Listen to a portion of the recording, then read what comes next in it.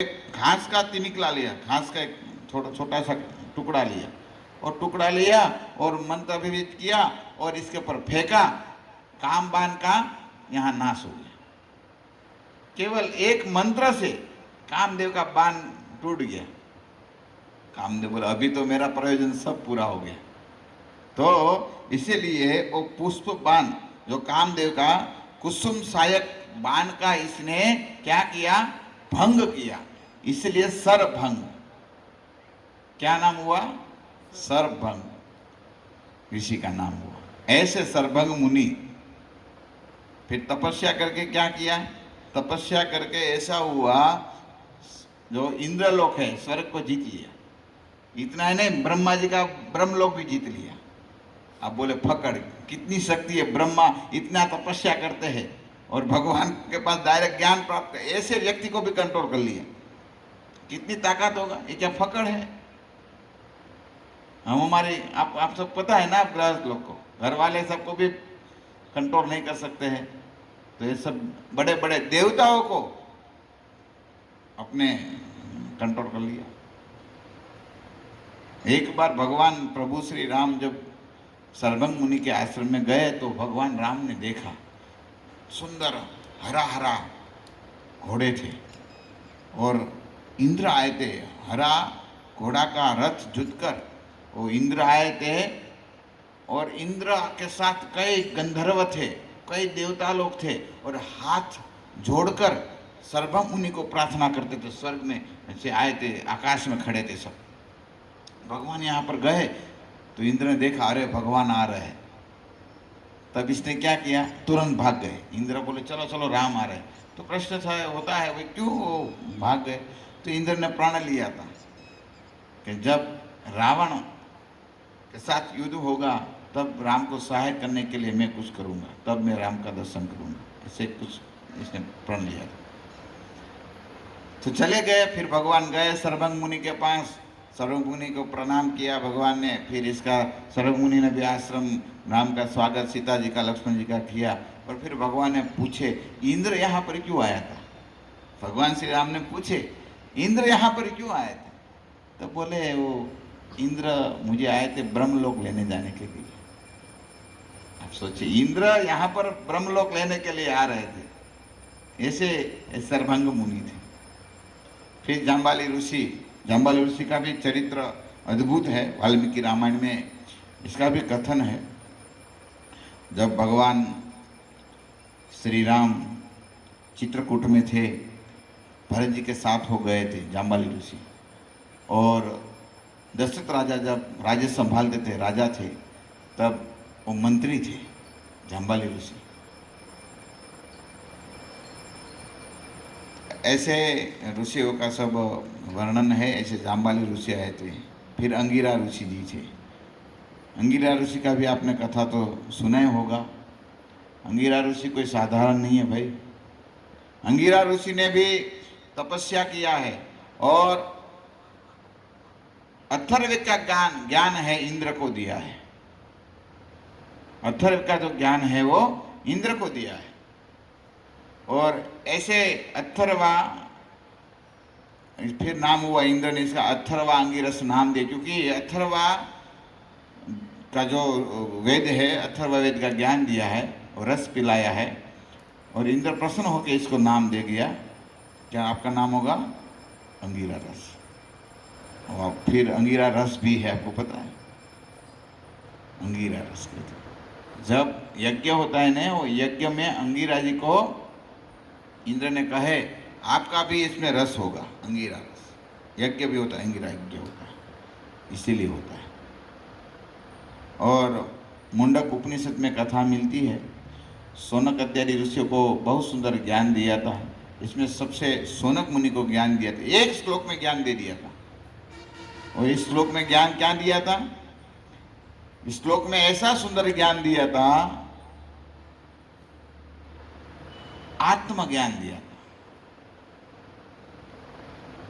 और कहा है इस श्लोक में, परम ब्रह्म भगवान न तो आत्मा में, कहते हैं परम भगवान न तो आत्मा, न प्रवचन, न तो बुद्धि से, न तो बहुत प्रवसन से। आप सुनिए, ध्यान दिए मैं क्या बोल रहा हूँ। इस श्लोक में मुंडक उपनिषद में लिखा है, नायात्मा प्रवचे न लभ्यो न मेधया न बहुधा श्रुते यम वेश वृणीते तेन लभ्यस्त चैव आत्मा वृणीते तनुष्याम।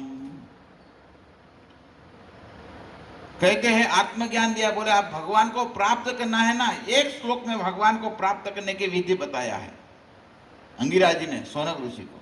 भगवान को प्राप्त करना है तो न आत्मा का, बड़े बड़े प्रवचन आत्मज्ञानी बोलते हैं ना, हम आत्मा का सेवन करते हैं, भगवान के लीला साथ कुछ लेना नहीं, हम आत्मा, बस आत्मा। आत्मा के ऊपर भी स्टेप है, परमात्मा है, इसके ऊपर भगवान है, लेकिन वो यहाँ पहुंचे ही नहीं, केवल आत्मरमण रहते। आत्मा मुनि वाक्य किया है ना भगवान चैतन्य महाप्रभु ने इस श्लोक का, आत्मा में रमण करते, इसलिए आत्मा, अमल आत्मा, केवल आत्मा तक नहीं है, फिर भी आगे बढ़ना चाहिए। आत्मज्ञान हो गया, ठीक है, पता चल गया, चलो भाई हम कौन है, आत्मा है, हम शरीर नहीं है, इतना ज्ञान हो जाता है, इसको आत्मज्ञान कहते हैं। आत्मज्ञान केवल इतना ही नहीं होना चाहिए, आगे भी बढ़ना चाहिए, इसके आगे कुछ है। आत्म ज्ञान, ब्रह्म ज्ञान, परमात्मा ज्ञान, ये सब कहते हैं ना, वो कोई परमात्मा बात है, भगवान को नहीं, भगवान परमात्मा है, रूप को नहीं मानते, केवल परमात्मा है, लो इतने तक नहीं है। भगवान का रूप है, भगवान सगुण है, भगवान निर्गुण नहीं है, भगवान का रूप है। तो कहते हैं न तो आत्मा, न बड़े बड़े प्रवचन से, न इतनी बुद्धि लगाकर, बहुत ज्यादा ज्यादा प्रवचन सुनकर भगवान ऐसे प्राप्त नहीं होते हैं। तो कैसे होते हैं? तो केवल आपने पता चल गया कि भगवान कृष्ण है, और कृष्ण है ऐसा विश्वास रख लिया, बस दूसरा कुछ नहीं, केवल भगवान कौन है, कृष्ण है, इतना विश्वास श्रद्धा के साथ ले लिया, और ये श्रद्धा विश्वास आपको भगवत प्राप्ति करा सकता है। मुंडक उपनिषद में श्लोक लिखा है, विश्वास रखना चाहिए। हम कथा सुनते हैं ना, तो कथा में भी विश्वास रखना चाहिए। भगवान कहते हैं मत कथा श्रवणादो वा श्रद्धायावत न जायते। हे उद्धव, 11वें स्कंद में भगवान कहते हैं मत कथा श्रवणादो वा, मेरी कथा सुनना है श्रद्धा के साथ, विश्वास के साथ सुनना है। तो इसी तरह कई ऋषि आए थे, इस सब ऋषियों का बहुत नाम है, 70-80 ऋषि का, बड़े बड़े ऋषियों का नाम दिया है। और यहाँ पर तो कितने ऋषि एकत्रित थे, 88,000 ऋषि मुनि आए थे। और तब सब ऋषियों ने देखे यहाँ पर सुत गोस्वामी आए हैं, सब यज्ञ कर रहे थे, तो फिर देखे सुत गोस्वामी आए, सुंदर तेजस्वी थे, और सब ऋषियों ने इसका आदर किया है। ऋषियों ने देखा भाल में बहुत बड़ा सुंदर उद्धव पुंड्र तिलक था। तिलक 2 प्रकार के होता है, एक उद्धव पुंड्र तिलक कहते हैं, और एक त्रिपुंड। वैष्णव लोग होते हैं, वो वैष्णव लोग हमेशा उद्धव पुंड्र तिलक करते हैं, और जो शैव भक्त होते हैं वो सब त्रिपुंड करते हैं, 3 ऐसे करते हैं। लेकिन सब पुराणों में महिमा है वैष्णव तिलक की, उद्धव पुंड्र तिलक की महिमा है, इसलिए सब भक्तों को उद्धव पुंड्र तिलक करना चाहिए।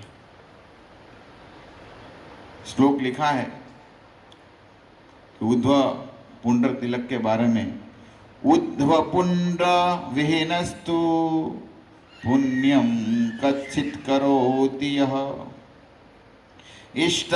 इष्टापूर्तादिकं सर्वं निष्फलं स्नान संशय। उद्धव पुंड्र तिलक की महिमा करते हुए कहते हैं, जो व्यक्ति उद्धव पुंड्र तिलक नहीं करते हैं,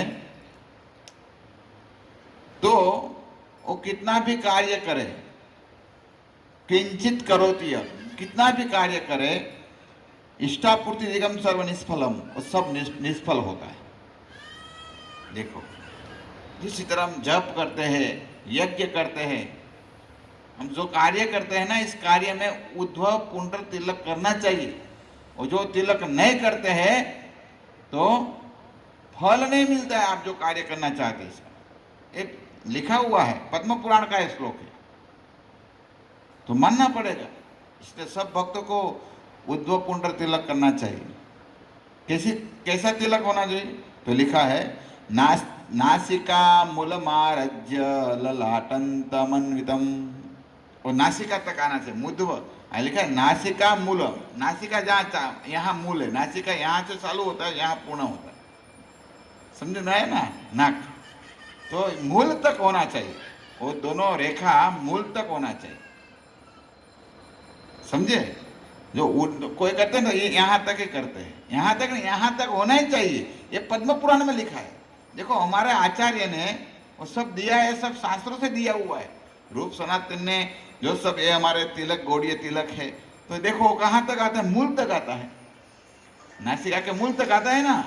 तिलक ऐसा होना चाहिए, ऐसा नहीं यहाँ कोई इतनी तक करते हैं, मूल तक करना चाहिए। नासिका का दोनों भौरे के बीच में ये तिलक आ जाना चाहिए।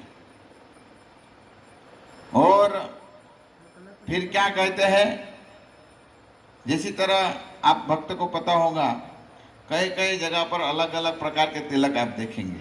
कोई ऐसा करता है वी जैसा, कोई बड़े बड़े पूरे कपाल के, हाँ, बाल में यहाँ यहाँ तक करते हैं। देखा है आप तिलक, रामानंदी तिलक देखा है ना। और फिर बीच में कुछ लाल लगाए हुए देखा है। ये सब इसकी महिमा है, ऐसे नहीं लगाते। जैसे हमारे गौड़ीय संप्रदाय में, जैसे भगवान विष्णु शालिग्राम बने, और शालिग्राम के साथ किसके साथ विवाह हुआ? तुलसी के साथ। वो अपने अर्धांगिनी साथ में रखते हैं। भगवान देखो, हम तिलक करते हैं ना, तो हमारे साथ विष्णु के साथ लक्ष्मी जी आ गई, आप समझे, तुलसी साथ में ही है। और श्री संप्रदाय इत्यादि जो संप्रदाय है, इस संप्रदाय में पूरा भौरे तक तिलक बड़ा करते हैं, बीच में लाल मिट्टी होता है। वो जो लाल मिट्टी है, वो लाल मिट्टी कोई साधारण स्वयं श्री जी है। इसका भी श्लोक लिखा है, उद्धव पुंडस्य मध्ये तु विशाखेषु मनोहरे शांतराले समास्तन्नो हरिस्तस्यासः। श्रिया अर्थात लक्ष्मी जी हमेशा साथ में रहती है। तो इसी तरह वैष्णव को तिलक करना चाहिए। हमारे तो सौभाग्य है भक्तों, 12 तिलक करने की सुंदर जो विधि बताई हुई है, 12 तिलक करना चाहिए। 12 तिलक करने से, एक कहते हैं ना, एक कोई सादा नहीं, और चलता फिरता एक तीर्थ है, मंदिर है। तो 12 तिलक हर रोज भक्त को करना चाहिए। गर्ग संहिता में वर्णन है, गोपी चंदन का तिलक हर रोज करते हैं और भगवत धाम जाते हैं। गोपी चंदन का तिलक हर रोज करते हैं, ऐसा उद्धव पुंड तिलक, वो भगवत धाम जाता है। गर्ग संहिता में लिखा है, और इसकी बड़ी कथा है गोपी चंदन की। तो इसी प्रकार उद्धव पुंड तिलक सुंदर, ऐसे जटा है, ऐसे सब ऋषि देखे तो सब खड़े हो गए। अभी सूत जी से भी बड़े बड़े ऋषि लोग थे। आप सोचिए, कोई साधारण भृगु ऋषि ब्रह्मा जी से प्रकट हुए हैं, ऐसे ऋषि खड़े हो गए, सब बड़े बड़े सब खड़े हो गए। और जो आ रहे थे वो तो देखे जाए तो विलोम ने जन्म लिया है, ब्राह्मण और क्षत्रिय के जो चरु है इससे प्रकट हुए हैं, विलोम जाति के हैं। तो भी सब इसका स्वागत किया, और स्वागत किया तब सूत जी को आसन दिए हैं। भागवत में कहा गया है, या निवेद विदा श्रेष्ठो भगवान बादरायण अन्ये समुनया सूत वरावर विदो विदु। कहते हैं ऋषि सब सुंदर आसन दिया है, गद्दी दिया है, आसन पर बिठाकर प्रणाम किया है सब ऋषियों ने, और कहते हैं आप तो वेदव्यास जी के कृपा पात्र शिष्य हैं, इसलिए आप शास्त्र को भली भांति जानते हैं और आप हमारे पर कृपा करिए। जो तत्र तत्रान्यसायुष्मन्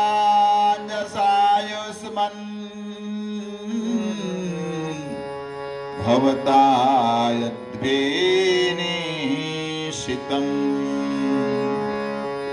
पुंसामिकान्तश्रेय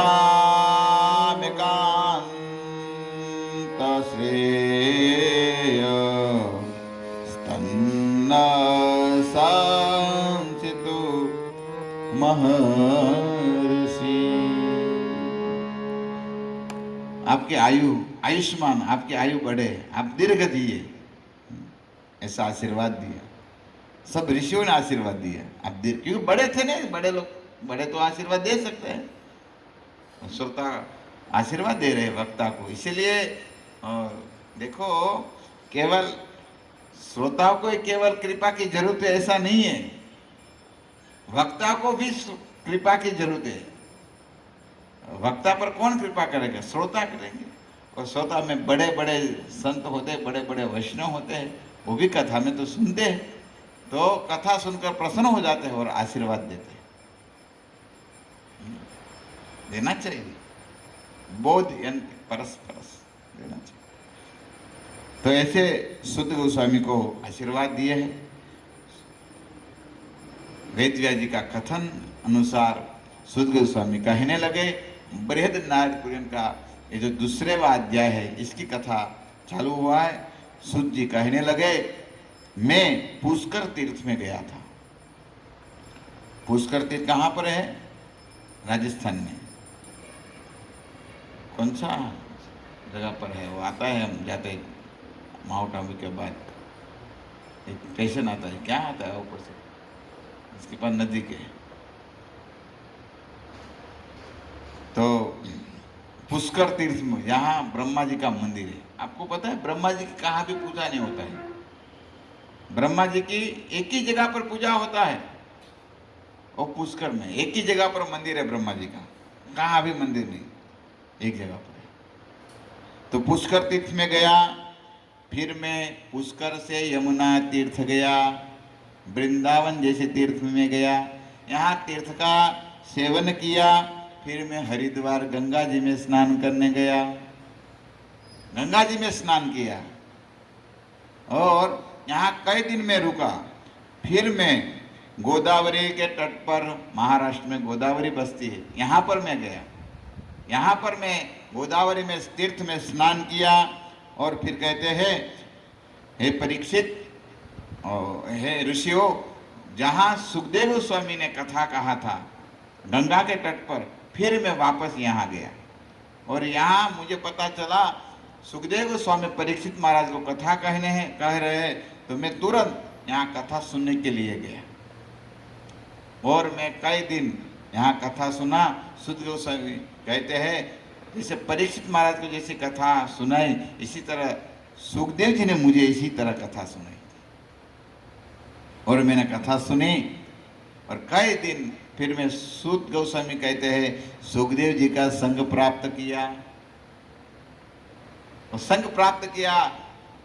फिर मैं आ रहा हूँ, आज मैं फिर धेनुमती गोदावरी के तट पर आया हूँ। गोदावरी में भी स्नान किया है। स्नान किया बाद में सब ऋषियों ने आसन दिया है, पूरा कह रहे, और कहते हैं मेरा सौभाग्य है, मैं विलोम जाति का हूँ, तो भी आप मेरे को इतना स्थान दिए। तब ऋषियों कहने लगे, हे ऋषिवर, हे सुत जी, हे उग्रसवा जी, आप सुखदेव जी के मुख से जो कथा सुने हैं, वेदव्यास जी के कृपा पात्र शिष्य है, तो कई शास्त्रों का आपने गहन अध्ययन किया है, तो आप हमको कथा सुनाइए। सुखदेव गोस्वामी ने केवल भागवत पुराण सुनाया था सुखदेव परीक्षित महाराज को। सुखदेव गोस्वामी ने केवल भागवत 7 दिन कथा किए, फिर तो निकल गए थे। लेकिन आपने वेदव्यास जी का कृपा पात्र शिष्य है, वेदव्यास जी के 5 बहुत अध्ययन ग्रंथों का किया है, तो आप सब ग्रंथों की कथा कहिए। नैमिषारण्य में केवल भागवत नहीं हुआ है, ये पद्म पुराण, जो सब पुराण है, सब उपनिषद है, सब इतिहास है, सब वर्णन कहाँ पर हुआ है? नैमिषारण्य में हुआ है। और ये सब पुराण की वेदव्यास जी ने लिपि पद्धति भी किया है। तो कहते हैं मेरा सौभाग्य है, मैं तो ऐसा वक्ता नहीं हूं, विलोम जाति का हूं, तो भी आप मुझे स्थान दिया है। अभी तो वक्ताओं का गुण होना चाहिए। श्रोता वक्ता का गुण स्कंद पुराण में लिखा है, और इसमें कहा गया है ना कैसी तरह वक्ता होना चाहिए। विरक्तो वैष्णवो विप्रो वेद शास्त्र विशुद्धकृत दृष्टान कुशलो धीरो वक्ता कार्योद निष्प्रियः। कैसा होना चाहिए? विरक्त होना चाहिए। जो वक्ता होता है ना, वक्ता को विरक्त होना चाहिए, मतलब वैराग्य जीवन में होना चाहिए। कल मैं कह रहा था ना, वैराग्य कब आता है? वैराग्य जीव कब जागा है? जब जीवन में वैराग्य आता है तब वो जागा हुआ कहा गया है। लेकिन तो सोए है, जब तक हमारे जीवन में वैराग्य नहीं आता है तब तक हम सोए हैं। जागही तब जीव तब जागा माना गया है।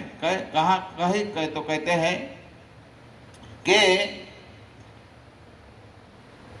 सब विषय वैरागा, विषयों पर वैराग्य आ जाए तब। तो इसी तरह वैराग्य होना चाहिए वक्ता में। कथा करे तो फिर दक्षिणा का लोभ नहीं होना चाहिए। आज क्या हो रहा है, नारद जी जब तीर्थ में घूमे तो नारद जी भी कहते हैं, वो सब ब्राह्मण क्या कर रहे थे? कणिका लोभेन कथा सारगतो यथा। कथा का चार चला गया। सार क्यों चला गया? इसलिए चला गया भाई, वो कथा बेचने लगे। अभी दक्षिणा का भी लालच नहीं होना चाहिए। आप देखो सुखदेव गोस्वामी ने इतनी सुंदर कथा की, यदि चाहे तो सुखदेव गोस्वामी परीक्षित को कथा सालू कहने से पहले कह सकते थे, भाई 7 दिन में आप कथा सुनकर आप तो चले जाने वाले, मेरा दक्षिणा का क्या? कह सकते थे ना। जो श्रोता मेन था, यजमानी नहीं रहने वाला है, वो तो मरने वाला है, पक्का है 7 दिन में, तो मेरी दक्षिणा का क्या होगा बताइए? कह सकते थे ना। लेकिन वो विरक्त थे। अपने मानव चाहे दक्षिणा का, मानव सुखदेव गोस्वामी को लोभ होता तो परीक्षित महाराज को कह देते ना। और परीक्षित महाराज अपने जन्मेजय पुत्र को कह देते, भाई ये महाराज को पूरा संतुष्ट करना है, मुझे भगवत धाम भेज रहा है, तो इसकी तगड़ी दक्षिणा देना है। नहीं दे सकते थे, जन्मेजय का कम थे। लेकिन जिस तरह लंगोटी में आए थे, इसी तरह 7 दिन कथा किया और लंगोटी में निकल गए। थोड़ा भी तृष्णा नहीं, इसको वैराग्य कहते हैं। ऐसे वक्ता होना चाहिए, तृष्णा नहीं होना चाहिए। आज तो बोली करते 10 लाख 20 लाख 80 लाख, तब तो आते वक्ता श्री भाई। मुझे अभी थोड़ा दिन पहले एक व्यक्ति ने पूछा, प्रभु जी आप कथा का कितना पैसा लेते हैं? तब मैं बोला, मेरा तो कथा ये, हमारा तो यही दक्षिणा है, आप सब प्रसन्न हो जाए और आप जिस हेतु से कथा कर रहा है, पितृपक्ष या कोई भी हो, वो भगवत धाम जाए, वही हमारी दक्षिणा होती है। फिर बोला नहीं तो आप कुछ तो हम देना चाहे तो बोला ठाकुर जी है दो, हम कहाँ मना करते है ना। भगवान को दो, भगवान की सेवा में लगाओ, यहाँ वैष्णव इसकी सेवा में लगाओ। हाँ ये ठीक है, तो ऐसा करना चाहिए। अपनी निजी इंद्रिय तृप्ति करने के लिए कभी भागवत नहीं बेचना चाहिए, और ये तो घोर नरक में जाता है।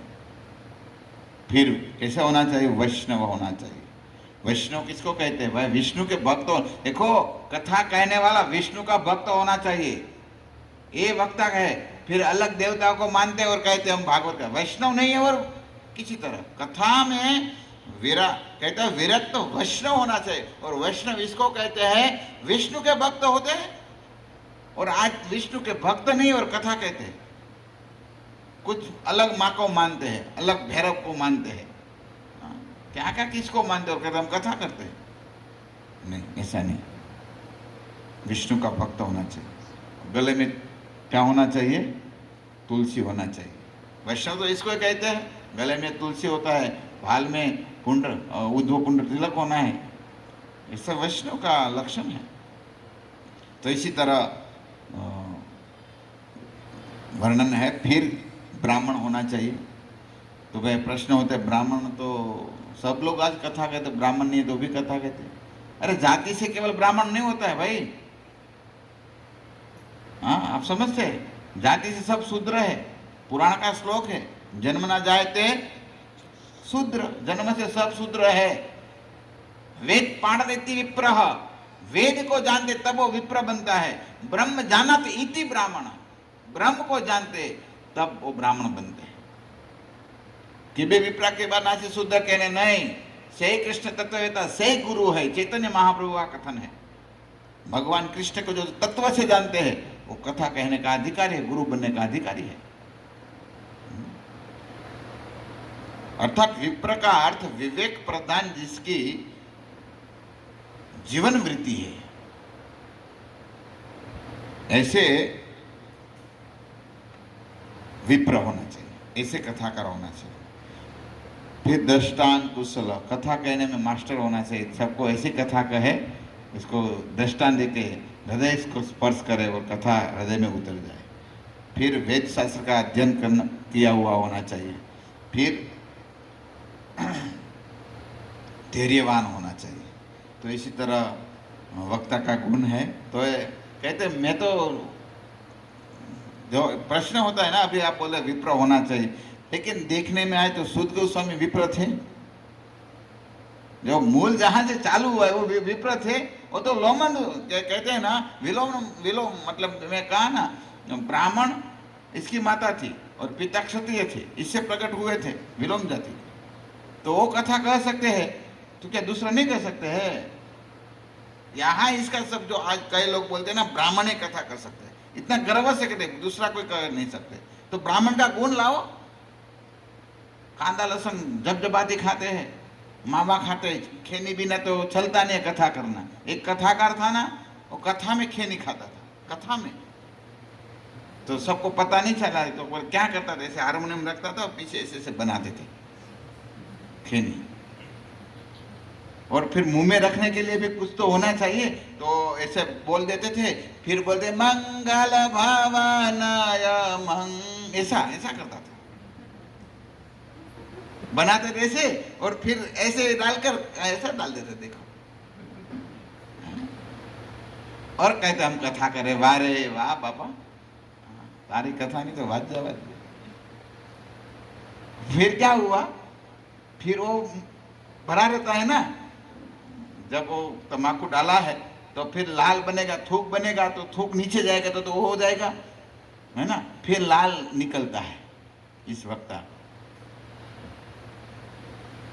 तो फिर एक व्यक्ता ने देखा, अरे बाप रे बाप, एक श्रोता ने देखा, ये महाराज तो देखो मुंह में लाल हो रहा है। तब वो अपना नया नया एक रुमाल था, वो दिया, पोंछ दो। तो वो डांटे, वो वक्ता कहने लगे, क्योंकि वो पूछा, महाराज आप कथा कहते हैं थूक निकलते, बार बार देखो, साफ करो। तो वो बोलते हैं, हट, मेरे को बोलते, ये मेरे मुंह में गंगा प्रकट होती है। लो, फिर क्या हुआ? दूसरे दिन वो व्यक्ति ने सोचा, मैं तो पूरा गरीब हूं, गंगा यहाँ प्रकट होती है, तो मेरा जो पिताजी मर गए थे इसका अस्थि थोड़ा पड़ा था। तो बोले मैं तो गरीब हूँ, अभी लॉकडाउन में कहाँ जाऊँ, ट्रेन बंद है। तब आया वो, इतना पूरा पाउडर बनाकर लाया और फिर कथा चालू किया, और महाराज ने मंगल भवन किया और फिर चालू हुआ।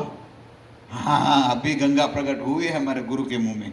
चलो, तुरंत गया और मुट्ठी भरा और बोले गुरुदेव आप मुंह खोलो। बोले क्या? बोले खोलिए, आप इतना सुंदर गंगा प्रकट होती है ना, खोलिए। तो थोड़ा मुंह खोला तो वो जो इसके मुंह में डाल दिया और राखिया सब, वो अस्थि सब, और फिर थू थू थू कर रहे। बोले क्यों थूक रहे हो? अरे तूने क्या डाला मूर्ख मेरे मुख में? अरे महाराज हम तो गरीब है, हम तो लॉकडाउन में किसी तरह जा नहीं सकते भाई हरिद्वार में, इतना गरीब है, ट्रेन का टिकट भी नहीं है, पैसा भी नहीं है, तो गंगा हमारे घर पर प्रकट हुई है, तो अस्थि यहाँ पधराओ तो आपके मुंह में पधरा दिया। हाँ? ऐसा नहीं होना चाहिए वक्ता, ठगना नहीं चाहिए भाई। तो इसी तरह सुत गोस्वामी कथा अभी चालू करेंगे। तो ऐसे चालू हो चुका है मानो, फिर कहने लगे सुत गोस्वामी, कहने आप ध्यान पूर्वक सुनिए, और वृत्तांत चालू किया। मैंने सुखदेव गोस्वामी से भागवत भी सुना है, साथ वेदव्यास जी ने कई पुराणों का अध्ययन मुझे करवाया है। इसमें मैं बृहद नारद पुराण से मैं आपको कथा कहने जा रहा हूँ, और इसमें पुरुषोत्तम मास की जो कथा लिखी है, इस कथा का मैं गान करूँगा। तो कहते हैं एक दिन नारद जी सब तीर्थों में जा रहे थे, और तब नारद जी नर नारायण पास गए हैं। जो बद्रिकाश्रम में भगवान नर नारायण तपस्या करते हैं, यहाँ नर नारायण के जो आश्रम है, भगवान के पास नारद जी गए हैं, और नारद जी ने कुछ प्रश्न किया है भगवान को। कहे प्रभु इस जीव का कैसे कल्याण हो, जीव संसार में बहुत दुखी है, तो इसके लिए क्या किया जाए, आप हमको उपाय बताइए। वो उपाय कल के प्रवचन में आएंगे। हरे कृष्ण। श्रील प्रभुपाद की निताई गौर प्रेमानंदे। हरे कृष्णा कृष्णा कृष्णा हरे हरे, हरे राम राम राम हरे हरे।